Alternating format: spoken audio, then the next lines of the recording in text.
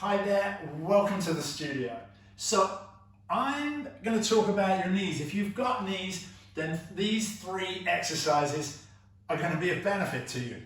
Now, the reason I'm talking about knees, coming up this week on PilatesAnytime.com, I'm leading a 5-minute tutorial on the feet.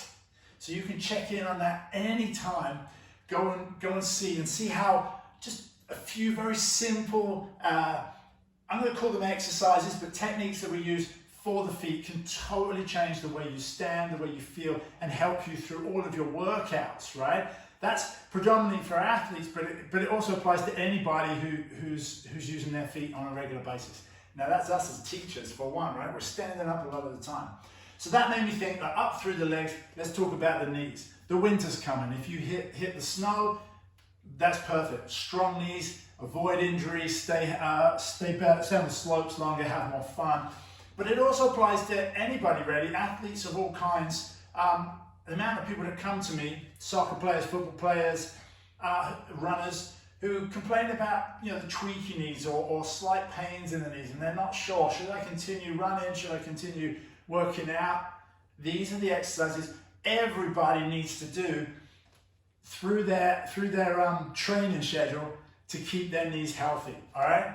Healthy knees keeps us confident in our movement, and it's very, very simple to attain. No more talking, let's just do it. Let's start with squats. Now, keep these movements flowing. I've often seen that maybe in preparation for a ski holiday or for some sort of sport activity, you might drop down into what would be the chair position and just hold this, Well, that doesn't float for me because we're constantly in motion when we're playing sports or when we're riding boards, right? So let's make it a fluid activity. Back against the wall, all right? Feet out far enough so that you can get down into a comfortable squat position. Arms out in front just to stabilize, and for that I like to push my shoulders back into the wall. It helps align the spine. And then just lowering down into that squat and then pressing straight back up the wall. All right, so as we come down, you can actually look down and see, are my knees tracking from the hip over the second toe? And that's a nice healthy way. Look, if your knees turn in or turn out, then there's something we need to address across the studio. So let's do a couple of those, just going up, going down. And when you go up, go all the way up. You really want to feel the lift, so you get up into this muscle here, the VMO. That's really great for stabilizing the knee. All right, let's do one more of those, and then we're going to turn the heat up.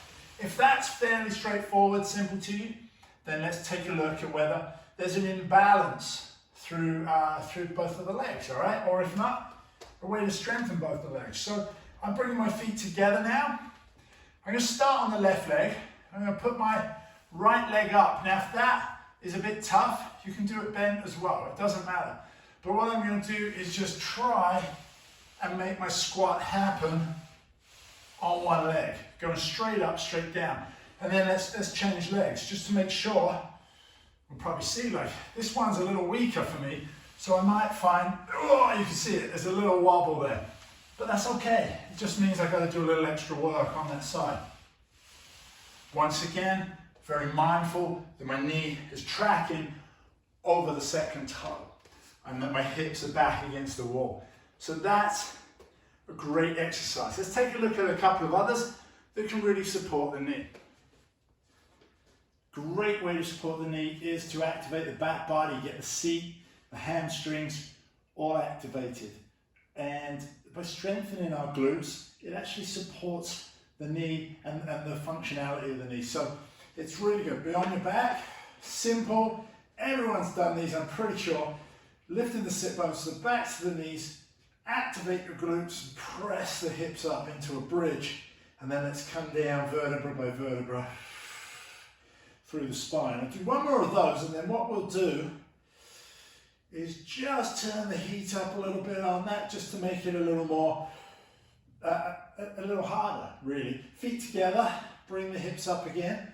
This time, if you want, press one leg up, and we'll just pulse up 5, 10 times, whichever you want. But we're making sure the hips stay even and that the knee is lengthening out, so we're not starting to let the knee fall out to the side. When you've done one side, of course, we have to do what we do on one, we do on the other.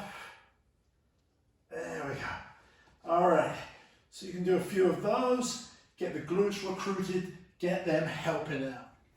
So the third exercise will be just to get into the top of the quadricep, into the VMO. And that really helps stabilize the knee. So just straightening the legs up from the seated position.